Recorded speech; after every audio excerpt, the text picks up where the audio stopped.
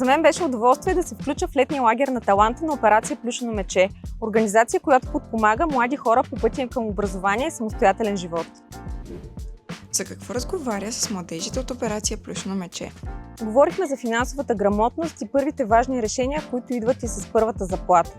Как да управляват бюджета си, как да спестяват, как да взимат решения, когато става въпрос за кредити и стоки на изплащане. Кое беше най-важното послание, което искаше да им оставиш? Че най-ценната инвестиция е в нас самите. Истинският капитал за всеки човек са неговите знания, умения, характер и дисциплина. И ако всеки ден работим върху тях, успехите рано или късно ще дойдат. Какво те впечатли най-много в младежите? Това, че бяха много активни и любопитни. Те не искат просто да разберат как да печелят повече пари, а как да управляват средствата си разумно, така че да изградят стабилно бъдеще. Какво би казала на човек, който получава първата си заплата?